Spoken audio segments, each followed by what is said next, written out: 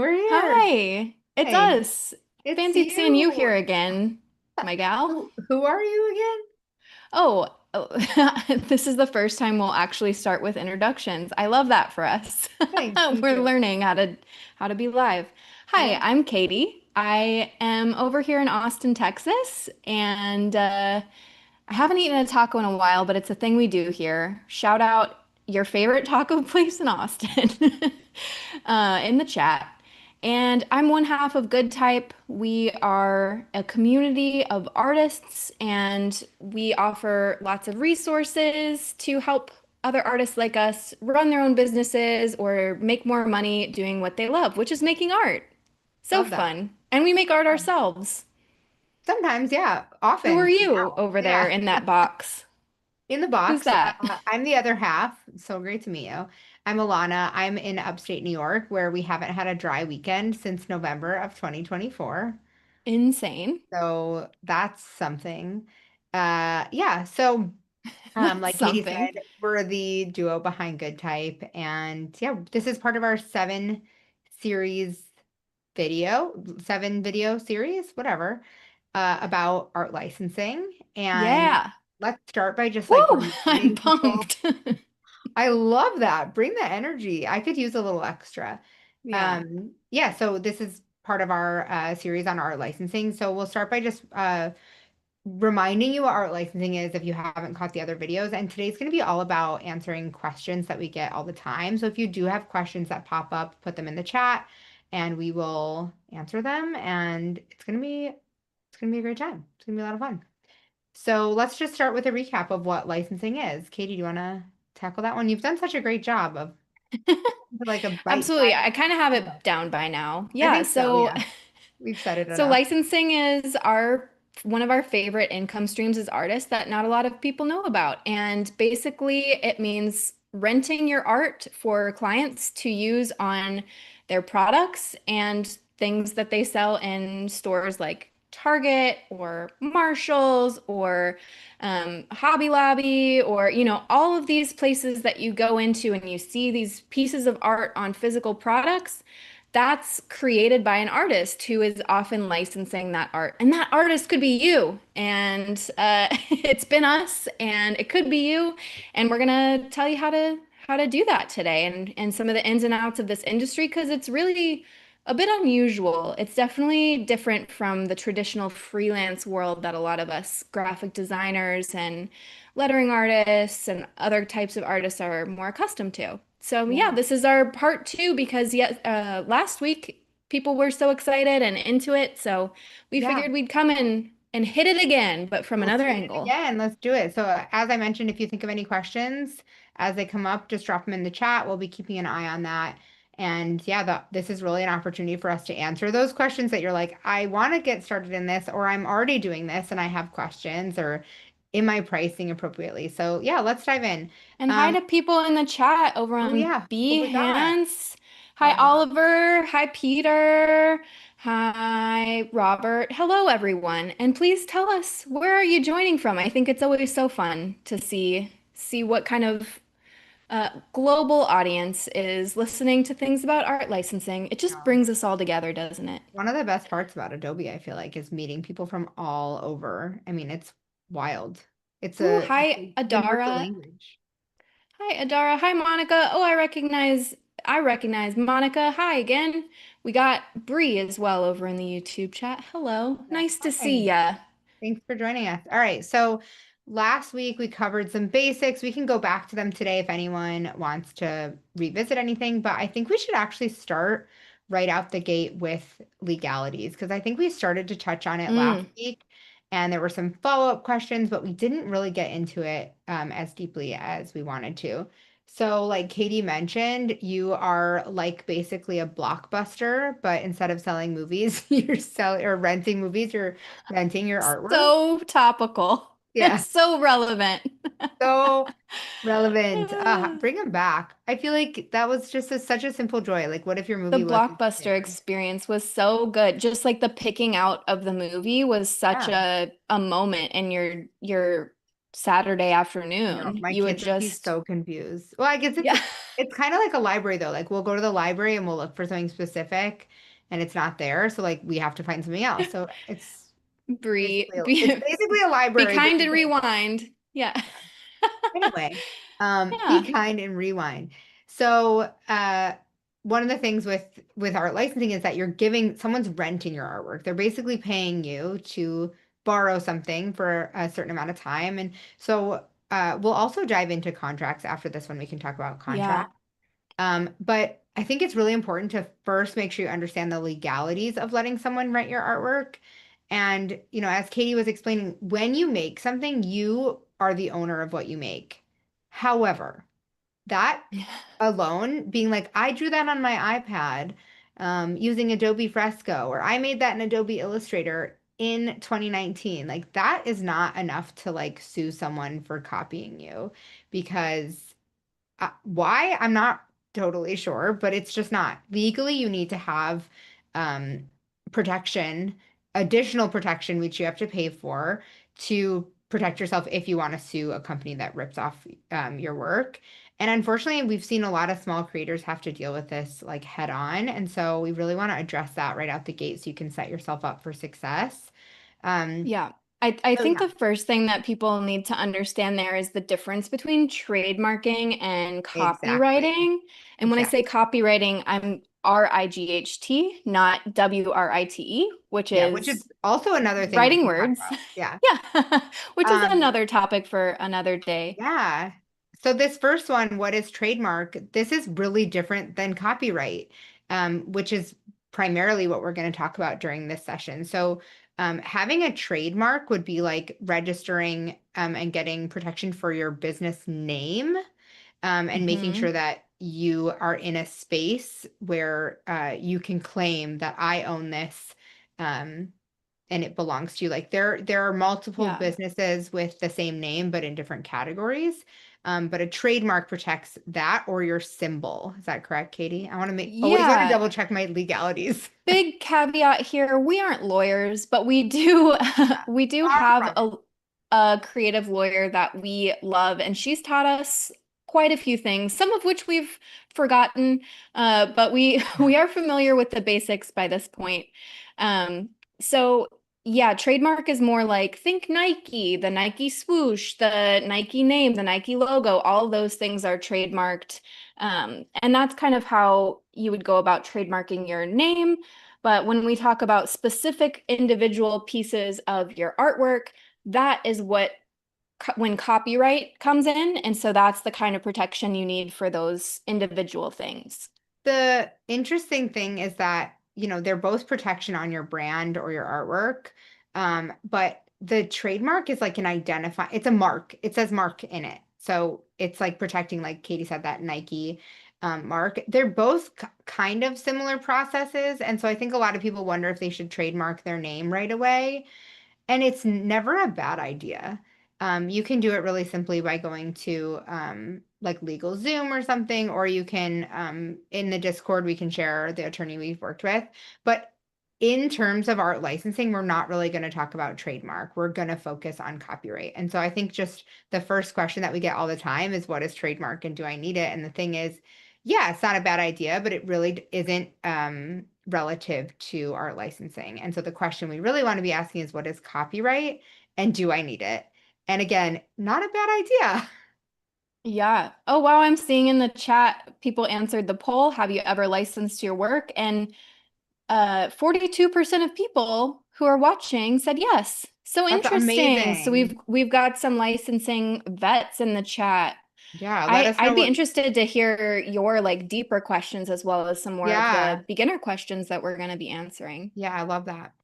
Okay, so um, with copyright, you ideally want to have that protection, and the reason you want to have that protection is, like I said, if a company goes and copies your work, because naturally, when you share your work on the internet or put your work into the world, someone is going to see it, and you can't really like trace where they found it or how they found it, and it's just like uh, a digital nightmare. And so, if you have copyright protection on your work, which basically means that you have filed your work and said, I made this, like, here's some $60. I don't know how much it is. and like put a stamp on it, then if you ever do need to take them to court, you have that paperwork saying, I made this, it's out in the world. And then you could file like legal action to sue them because not everyone's going to take their project down based on a cease and desist, and not all people are going to just take it down because they didn't know better. Or you might not be able to reach them. So you want to have your work copyrighted, and it's, to be honest, kind of annoying and not my favorite thing to do. But the risk versus reward is that if you don't have it, you really can't, you have no legs in court to file against a company that steals your There work. are there are some tips and tricks though, because I'm sure the Yeah. question we get most often is like, oh my gosh, how do I afford this? Or like, I'm Hmm. a prolific artist, or my portfolio is really large. And to be honest, I don't copyright all of my work. So because it is expensive and it is Yeah. just like a lot to keep track of. So our lawyer told us that her suggested way of copywriting your art is to do it in batches. And you can actually, when you're registering your art with the US Copyright Office, um, there's an option where you can include, I think it's like maybe up to 10 I was gonna say I think pieces. it's 10, 10 but is the number in my head, but again, I think don't quote it's me on 10 that. collections. Mm, No? I don't know about You that. think it's 10 pieces? Okay. Well, Yeah, anyway, so 10 pieces in the collection that you are copywriting. So it's basically saying like I'm copywriting all of these together for a lower fee than if you individually copyright them. I right. just believe there needs to be some kind of general thread that's like connecting them together, like either they're part of an actual collection of works that you might sell together, or they have like a similar theme or vibe or something like that. I don't think it's super policed, but that's definitely an option to look into if you're trying to like mass copyright your work. And then another thing that our lawyer has told us is to prioritize your best-selling pieces, the pieces Yeah. that you think have the most potential. Put the money on the pieces that you have the most stock in, basically. Yeah, I think that's a great pointer. So we actually, in our one of our courses, we dive a lot deeper into this, and we've really asked, we did a Mm. Q&A with our attorney. And so Katie, would you mind dropping that link as well? Or if I you just, will in just one second. I also yeah. noticed that Oliver in the chat is saying it depends on where you live in the world, and that's Yes. absolutely true. Oh my gosh, such a good point. We are talking about in the US, which is where we live. We are not really accustomed with other countries and how that works, so you'll want to do some research on that on your own. Oliver's saying in the UK there's no copyright registration service. It's just Interesting. automatically granted to the creator. Robert So says, I think it's the same in Sweden. So, interesting. I mean, I would not be surprised, but in the US, there is something called first use copyright. And that basically means you made it, you own it. However, like I said, if you make it on your computer and then someone like you post it online that week and then a month later someone else makes it, like they can't trace that with like complete certainty. Um, so having that like documented thread is, I think, where that comes into play. So a lot of people, and I saw someone like make this big argument, saying like, well, I made it, so I have first use. And the thing is, it's not copyright. First use is, it's just not like, it doesn't have enough legs, basically. So yes, that's in the US only. It's different everywhere, which is super unfortunate. Um, yeah, but we always want to err you on the side of caution to protect your work. And always be checking your contracts too and see what's required from any partner you're working with. So it's a bit messy. What's going on in the chat, Katie? oh, I'm laughing because before the stream, we were talking about, we were joking that our negative feedback would be we need to change our hair because they're too similar. Yeah. And somebody said, they even have the same haircut in the chat. We don't even live in the same time zone. So if that helps. Um, I went Yeah, ahead and anyway. dropped our link. We have a free webinar on art licensing that goes even deeper into some of this stuff, and you can watch it on your own time. So stay here for all your to get all your questions answered and for general FAQs, and then over there you can sign up for that. And well, it's like a what 45-minute Yeah, kind of seminar, just like deep diving into licensing. exactly. So Yeah. And then great resource for you. inside our programming, we have a bonus where we do a Q&A session talking deeper about this with our attorney, which has been really helpful. I feel like we learned Yeah. so much. Yeah. So Absolutely. anyway, that's probably enough on copyright, but I will say just how do I protect against infringement? And this is like the thing we get most often is that people will say like, okay, like I can file for copyright, but like I don't want to share my work online. And the thing is, like this does happen and it's something it's sort of it comes with the territory of like being a human and sharing your work online. And so you get to decide how and where you want to share it.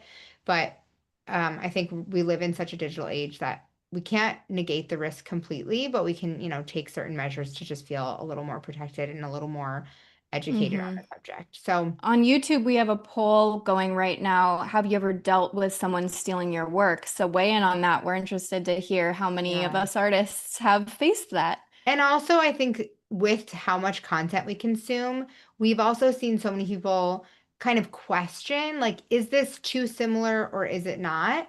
And that's Mm. tricky too, because, with things that are trending, um, it's really tricky because, like, if elephants are trending and you have an elephant in a top hat, but like that's the thing that's trending, like someone else is also going to draw an elephant in a top hat, but they're going to draw it in their own style.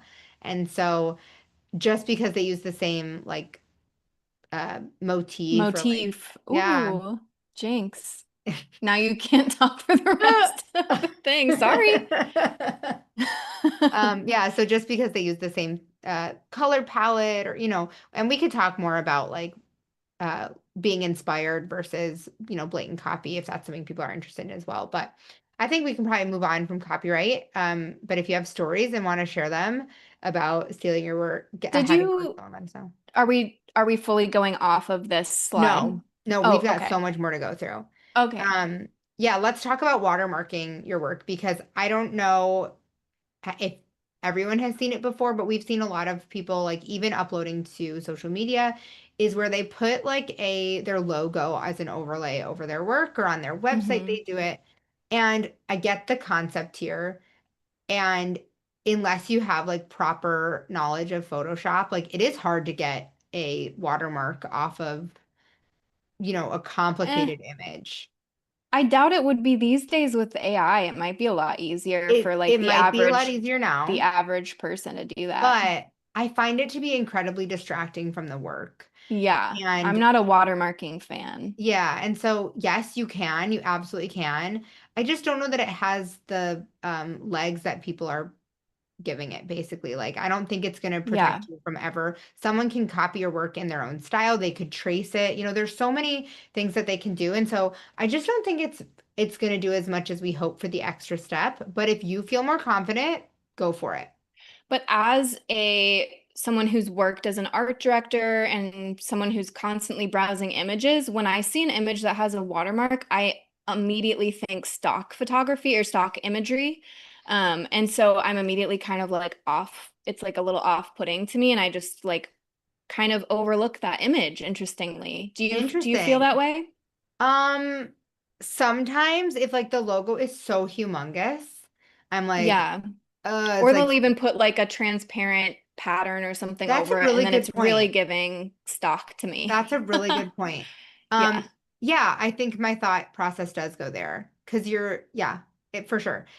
It's okay if, again, to each their own. If you feel like it feels right for you, go for it. But Yeah, Oliver on Behance is saying, yeah, generative AI is making watermarks pretty pointless. Now they're mainly just annoying. I do agree with you, Oliver. So, I mean, it's your art, it's up to you, but I both Alana and I really prefer just putting low res JPEGs, low res Yeah. images on our website because we want people to be able to see the impact of the art and have no obstruction. But then also, if they were to try and like blow it up and sell it as an art print, it would be super pixelated and ugly. And so that kind of restricts them a little bit there. It's Yeah. still, the landscape of the internet and what people want to do if they really want to copy you, they have a lot of resources at their fingertips now. So I think we Yeah. just do what we can, and that's all we can do. Yeah. I think, yeah, the low res JPEGs is important. The thing is, if we don't put our work out there at all, then no one can find it. Inevitably, like more good hands are going to see it than like people we don't want to find it. And so it stinks. It's something we have to deal with, but I think just a couple steps you can take to protect yourself is key. And the same goes for this next question we get asked a lot. And this is really uncommon in the freelance world, but in the licensing world, we've seen it a lot. Should my site be password protected? And Katie and I have never had password protected sites, but we have kind of figured out why someone might. And really that comes down to like NDAs or work that is being released that like hasn't come out yet, but it is available to license elsewhere. But I don't think it adds like any intrigue. Like it does add an extra step where someone has to contact you to get the password. And so it means your work isn't SEO friendly, it's not searchable. And ideally, we want our work to be as searchable and easy to find as possible. And so just Yeah. something to consider. You could have a specific page on your site that's password protected for clients, but I would still be putting most of your work as really accessible. Yeah, I've some of my classmates when we, early on into our careers did that. And yeah, that was because they were applying for more like corporate jobs and as designers like in-house, and they wanted to share some very like specific work to that, but they had, yeah, random NDAs around that. So if Yeah. unless you have NDAs or reasons that you can't share work in your portfolio, no need. Yeah. Okay. And Ryan's really helpful in the chat here saying, pro tip, become famous enough that your work is impossible to duplicate. So Oh, can't y'all just do that? It's yeah. very Get helpful. on it, everybody. But I He's do think also saying when Ryan's recruiting clients or for Adobe, I don't want to have to take the extra steps to even see your work. Normally, I yeah. just move on to the next because it's better for my time. I was literally So, just gonna say, Katie and I just had a situation where we had an inquiry from someone and I got a reality check of like how fast people move. We moved fast, but we asked if there was any wiggle room and in the budget. And they were like, because we asked, they moved on to the next person. And it's like, um, I think people just are moving so quickly these days. And so not only is your response time important, but also and we're going to encourage you to ask for more money always. But people are moving so fast. So giving them an extra step where they have to like take action. People are lazy, but also they're busy. Like we all are juggling so many things. So make it as easy for people as possible. And if you do need some work that's private, like maybe you can do a second page that has that. Yeah. The Okay, poll is this is still going, but it looks like 75% have dealt with somebody stealing their wow. work before. So I do want to take a moment though to say I don't want to fearmonger here because this is a reality that we have to live with, but a lot of times these are like minor annoyances or like minor things that don't affect our career in the long term. It is very annoying and it shouldn't happen. But I think I wonder if the people in this poll were to be asked again, maybe we can ask in another poll, like, was the stealing very impactful for your Right. business long term? Maybe yes or no on that, Yeah. because yeah, I think if we come from this place of fear that when you create art, it's gonna inevitably be stolen, we're just going to be in this like very anxious place. And, that's just a tough spot to be creating from in your career. So I think, we can all do our best just to like push ourselves and keep going despite any of these things. But for Yeah. example, when when I've seen recreations of my work, it's been like small Etsy creators or people on like Redbubble reselling it and, making like pennies from it. They with people who wouldn't be my clients anyway. So it's not really competing with me on like the type of clients that I really want to get. And usually in those circumstances, I'll reach out directly to that person. And I've actually had some really amazing conversations in my DMs with people who I've been like, why don't you work on finding your own voice? Like, isn't that going to feel better to you? And they've actually like really been receptive to that idea in some cases. And then I've had them like apologize and Yeah. like come to terms with like this isn't a good sustainable way to be. So I've actually had some really positive experiences around that. And I love that story, but I also think, yeah, we don't want to make you nervous. Um, and oftentimes this is like not taking away that it can be small potatoes and sometimes just a simple cease and desist works. But Yeah. also remember that like when you do start, one of the ways you learn is by studying people who you admire. And so there's a really big difference between copying someone and claiming it as your own and copying someone for the sake of learning. Like think about any kids art class, like they're studying the greats and they're recreating like recreate Matisse in Yeah. with your own idea. And it's like that's how we find our style. And so go ahead and copy and keep it to yourself. And use it to help you explore what your style could be and like to as a learning experiment. And I think that's a really great way to figure that out. Ryan says 100 years jail for all the little kids too. Yeah. Send them to Let's jail. let's start them Okay. young. Yeah. And also fan art. We should talk about fan art because this is the last question we have here. It's can I use famous quotes and lyrics? There's a big difference between fan art and creating something that you're gonna sell, like in your shop. So the answer, can I use famous quotes and lyrics, is no. Like legally, you cannot because exactly what we just talked about. When you create something and it's yours, if someone else was to then take it and profit from it, you would feel really crappy. And so just like I'm sure Taylor Swift would feel, she doesn't want you making, I mean, I'm not sure she cares, but like, you can't create a whole merch line on her I think she product. does. I think she had a crackdown on I think there was people on for a Etsy, while. and there Yeah. was like a Beyonce one too, but like that's her IP. And so it's But not caveat yours. to this too is there is such a thing as free use, and that is after a certain, like if Yes, fair the use. author of something, fair use and free use, are they interchangeable? I I feel don't like I've heard know. them. Yeah, Maybe again, we're clearly not lawyers, but we've public use? I don't yeah. know. Now I'm wondering if I have it right. Who knows? Free and fair use. I don't know. It's when the author of the art, the quote or whatever has been deceased for long enough They that old. they old. And so now it has become free public Public use, domain. public domain. Yeah, those are Are terms to Google. all of these terms are used. Yeah. Yes, terms to Google, but yeah, we don't usually mess with that, but occasionally we go in and we'll Yeah. Google like, is this in the public domain? Right. Domain. I sounded kind of British there. Is this in the public domain?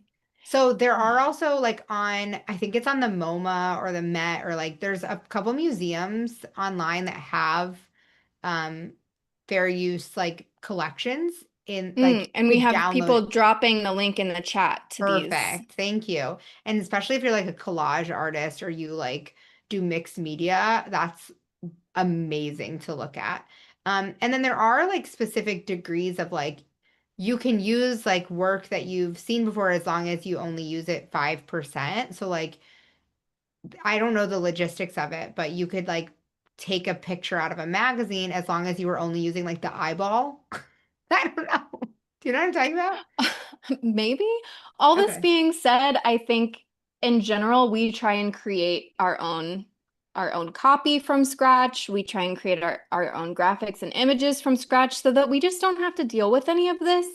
And that's Yeah. just makes our life so much easier. And the thing with the like creating our own copy, like we do a lot of greeting cards. And so, I had a friend ask me the other day, like, do you have any artwork she just got a Cricut. She was like, "Do you have any artwork that says you can do hard things?" And I was like, "Every graphic designer ever has something that says that they made." And it's like that's not a that's like just part of our culture. That's like I can't even think of the word that you would describe that as. It's not someone said it and it's a famous quote that needs to be attributed. And so you're going to see overlap where people use the same quotes and people use the same phrases and happy birthday, it's not illegal to use. Um, so yeah, just putting that out there and just a reminder that Yeah. if you're selling it versus if you're just making it for fun to put online. There's a big difference there. Cool. Yeah. And in the chat, we had a response to that. Have you ever dealt with somebody stealing your work? Oh, wait, no, it was when your art was stolen, did it impact your business long term? 83% was no, and Oh, good. 16% was yes. Interesting. Okay. Hmm. Curious to hear more. If you can hop over to Discord, we'd love to chat about it. Yeah, absolutely. Cool. Do you want to talk like contracts, pricing, that kind of stuff? Yeah, I think we have some of it. Let me just see what's covered here. I don't have I also pricing have on some here. extra, I have some other questions on the side as well. Okay. Um, if Tell us in the chat, are you more interested in talking about how contracts are put together and how to create that, or are you more interested in like pricing and royalties and how all that works? Let us know. Or just yeah, ask us specific questions too. We can go Yeah. rapid fire. Um, I had another maybe it was on file prep or something, but that was a question I think last week is like, how Mm. do you prep your files?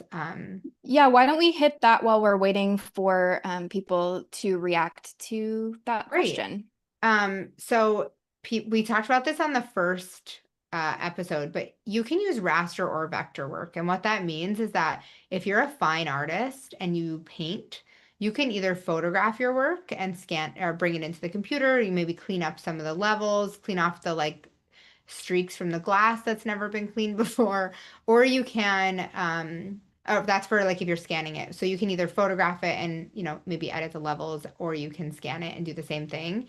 Can you Um, scoot us over to that slide? oh yeah. Great. So you can do either one. It doesn't matter if you're raster or vector, as long as you're delivering high res files to your client.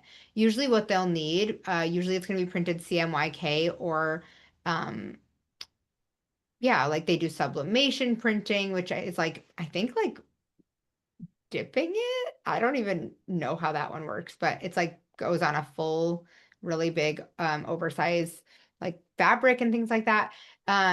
But it's usually printed CMYK, and so as long as they have a file where they can adjust colors to make sure that the like material is printing in the color that they need, or if they have to like adjust anything for the color fabric or background that they're printing on. Yeah, you just need a high res file. And so Katie and I just always work larger than we expect. So because we don't Yeah. know what the final product will be, like we might design something that's a spot graphic and we're like, oh, this would be cool on a t-shirt, but it gets printed on a tote bag or something. We just don't know what it's going to go on. So we always kind of up our resolution a little bit if we're working raster or I up our usually try size. and double it if I'm working in like a greeting card size. Obviously, if your original is like a poster, doubling it is a lot. But Yeah. yeah, general rule of thumb is for me is doubling. Yeah. And yeah, so a good example would be if you make a graphic, maybe you're doing something like a little abstract and you're like, this would be really great on a canvas. Some of the canvases, like if you go to Home Goods, some of those canvases are like 3 feet wide. So if you're working raster, you really want to make sure it can be printed that big if you think it would translate really well to home decor. So yeah, it doesn't need to be vector, it can be raster, whichever one. And your final deliverables will be a high res layered file if you're in Photoshop using those layers. I like to name them for the client as well to give Yeah. them less opportunity to be confused or need to like come back to me. And also just to look professional. Yeah, I love a good naming, but I do wait until the very end to name them because Yeah, same. yeah, I don't work in an organized fashion, so I Yeah. wait till the Are end. y'all in the chat out there naming your layers as you go, or are you only doing it if you have to deliver it to a client? Tell us. Yeah, Give we us need the to know. tea. This is the important stuff. Yeah. Um, Yeah, so that kind of covers the basics, I think, of file prep. Ooh, make sure to answer that poll in the chat that's asking which thing we should talk about next. Contracts or pricing and royalties. It's a tough call for me between those. Oh, funny, Monica was saying she always sees the bloom where you were planted quote over and over. We're talking Ev- about the things Everywhere. that are reused. Yeah. Yeah. And that's fine. Like that's great. It's a popular quote for a reason. It's yeah, wonderful. It's just Yeah. yeah, it's not copyright. But the interesting thing is that most of my art that I kind of self-initiate for my licensing portfolio is usually a twist on the common idioms or the common things that you normally see, and I'll make it a little bit more in my voice or my style or make it a little bit more quirky. And that really seems like my point of differentiation for clients. Like that's oftentimes what they like about my work is that the headline is different and a little bit more unexpected. So that can be Yeah. your positioning in and of itself, which is kind of And cool. that's copyright spelled the other way, in case you weren't I confused know, already. yeah. Copyright and copyright. Can you tell just by the way we say it which one it is? English is such a hard language. Geez, English. We're teaching our son's in first grade, so he's learning. He can read and he can write, Hmm. and so we're working on spelling. And I'm like, wait, I would definitely spell it the way he's spelling it. Like that sounds right to me. Like if I was phonetically spelling something, it's Yeah. hard. It's real tough. Oh, okay. We're getting some responses now on whether or not we're naming layers before or Oh, after the client sees it. Ryan says labeling layers once either one, it gets unmanageable, or two, I have to send to the client. Very fair. And then also asking, when is someone going to make an AI tool that can name my layers oh, for me? Great idea. Great yeah, that's a good suggestion. use of AI. I do believe you have an in with some people at Adobe, so you might want to run that up the chain. Wasn't Hopefully there something that's the other day where we also said like, wait, let's run this one up the chain? it was the strokes and rounding the inner corners Yes. Wait, and can I just yeah. show everyone what I mean? Yes. Okay, this is Because we important. need help on this for a personal project. Okay, so let's say you have this wonderful, I'm just an illustrator if anyone's like new to the design world, and I'm just putting a stroke on this empty box. And this really cool feature is that you can control the rounded corners. So you can either select all of them with your selection tool and just round them. And you can, choose how much or how little, or you can take one and just do that one, which can like so many cool options.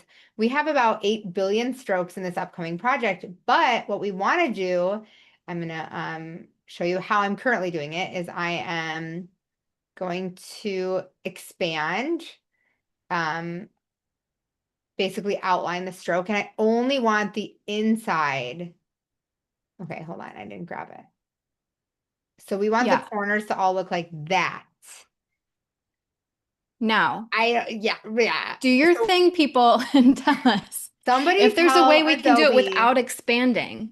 Well, or like if, yeah, if it could be in like the appearance panel and that way you could like control it, it would be like a double stroke almost because you'd need two strokes on top of each other and inside corners and outside corners would be separate. And it's more than just like we don't want to put a shape on top of a shape to get this effect because ultimately we want to use it in this big grid of connecting lines. So we want like anywhere that the lines are joining or overlapping to have this effect where it rounds it. Yeah, like we're not doing that. We're like just giving a little corner Yeah. just to Just as soften up. a side quest for y'all Yeah. if you have any answers for us. Someone help. I mean, it's literally like so many lines to grab, but you don't want to outline your strokes if all the strokes in the document are the same size. You just want to be super careful. And so Yeah. we're waiting till the last minute and we haven't found a better solution yet. Anyway, it's gonna be a Okay. fun project. We'll have to share it soon. In the last portion of this live, it looks like people are more interested in pricing and royalties. That's not So, surprising to me. yeah, yeah. Well, Okay. pricing's the fun part, right? Because that's where we get to talk money, and money Money, is money, nice. money. Yeah. Money, money. So Okay, here's so the first thing. Do you have something you want to go out on a bang with? I just had some questions about pricing and royalties, but go for Okay. it. Yeah, I was just gonna say the first thing that I would want people to know about pricing is that um, licensing is in no way a get rich quick scheme because of the way that product works. When someone licenses your artwork and they're going to put it on a product, you have to go through the life cycle of the product. So they license the artwork, and then the product still has to go to manufacturing, and then the product then has to be bought by all the stores, and then it has to be shipped to those stores. So we're working like a year to 18, like 6 to 18 months in advance. And so it's a very slow game because there are two ways you can get paid. And I'll let Katie talk about or I guess maybe more than two, but two main ways to get paid. And that will explain why it's not a get rich quick scheme. Yeah, so typically you either get a flat fee, which can be incorporated in various ways. Sometimes it's just a flat lump sum up front and you're done. No more money. No more money, okay? And in that case, you want to make sure that that flat lump sum is hefty enough, you know? Right. You want to make sure that it's worth it for you because what if the product takes off? What if it does super well? What if it sells 1 million copies and you only got paid $500 and that's the end of it? Right. So that's the upside to getting a flat payment up front is, yay, I have money now, which can sometimes be very helpful. But then if you get paid in the other way, which is royalties, you're like, oh, hey, I have money later. And Yeah. also, it's directly tied to the success of the product, which can be positive if the product does really well. Yay, extra money for you.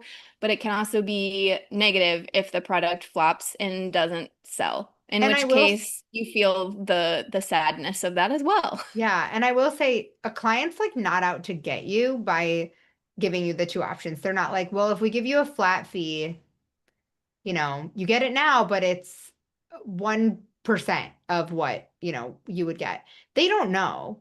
And so typically the flat fee versus the royalties in their head are going to be about the same. But that one has more risk involved and potentially more reward, but they're not like out to get you.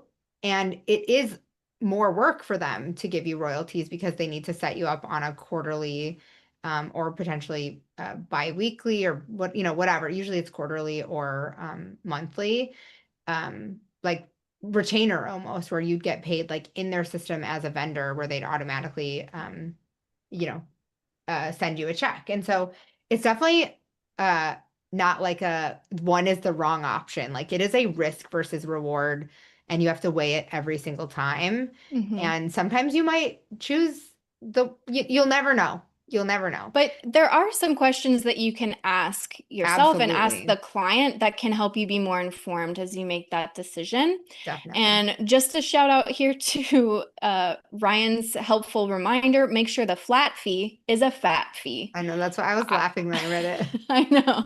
I would say I can get behind that and let's use that forevermore. Credit to Ryan where credit is due. Yeah. Um, Okay, the questions that you can ask when you're trying to decide how much to price, as well as if you want to go with a royalty or a flat fee method. You want to, if it's a client who has done licensing deals a lot in the past, that is going to be to your advantage because you can ask them more questions about how products have performed in the past. You can ask, first of all, I want to know like how big is the run of the products that they plan to produce. That often helps you if you're trying to do some quick math to calculate like how much potential is there for me to make, like how much is it actually possible that this product could bring in for me. So if they're just running like 100 of um, a shirt or something like that, and each shirt is like $20 and you're getting 7 or 8% royalties, that's math that you can do really quickly. And then you can compare that to, well, with a calculator, I was literally obviously. my comment was going to be with a calculator. Yeah, no, I saw you be like, no. The other day in my head, I like counted out. I was like 5, 10, 15, and I was like, wow, I could have done that in my head, and I did not No, have the confidence. at the gym the other day, my coach came up and was like, "Are you okay?" And I was like, "I'm literally just counting, trying to add up the weights that I have on my barbell right now." He like thought I was in You're like, severe no, this is my distress. math face. It made me laugh. He was like very concerned about my well-being. Yeah. But yeah, so of course with a trusty calculator, you can do that math, and then if they've given you like a flat fee, you can say, is it worth it to take this risk, or should I just go with the flat fee? It helps me decide if they haven't even given me a budget or a typical fee that they, work with artists on. That gives me a good place to start because I know really a good like approximation of the type of money that they're going to be looking at from the product. Hmm. What are some other questions that you might ask?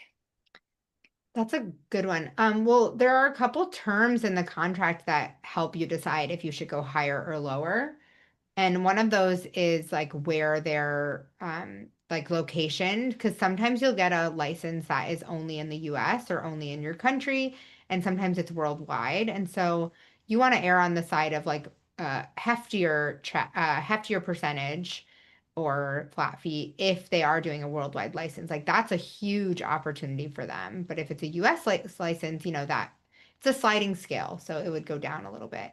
A And really the good reference if you're curious about what kind of royalties are like the norms for different industries and what type of pricing structures and things like that. We love the Graphic Artists Guild Handbook, Mhm. Pricing and Ethical Guidelines, and they update it every couple of years, every Yeah. year. And it's a big chunker of a book, but Honk. it's amazing because it combines a lot of different artists' pricing experiences and kind of comes up with like industry standards. There can be a large range in there Yeah, because, that's just pricing for you. But it at least gives you like a place to kind of start and focus in. definitely.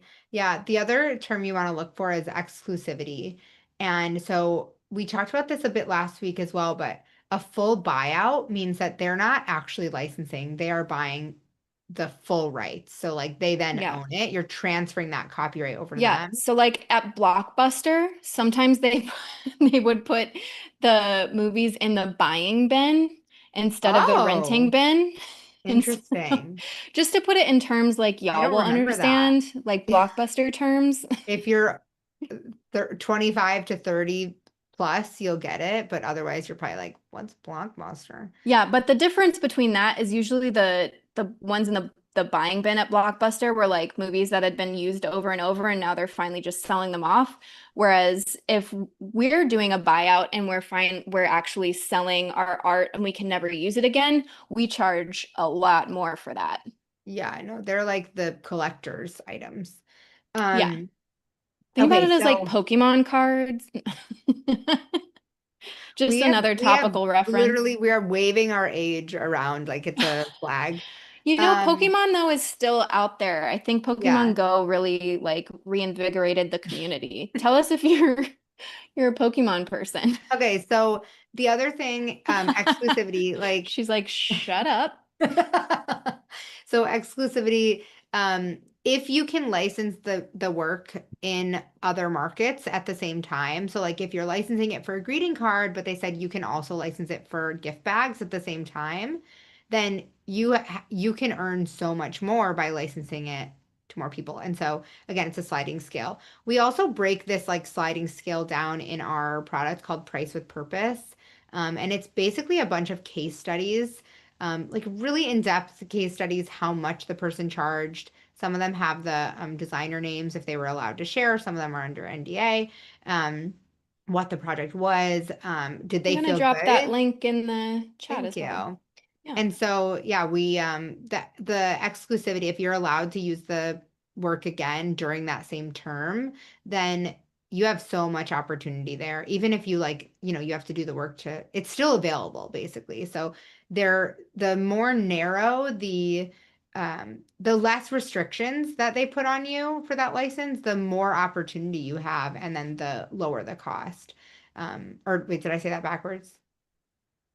The fewer, I was looking to the next question, so you yeah, called the me out. fewer, I'm just gonna say it again. The fewer restrictions on the license, like the more, wait, oh my gosh. The more Uh, flexibility that you have to go and resell it to other people, use it in other yeah, territories, the lower the cost. etc., the lower the cost. Yeah. Yeah.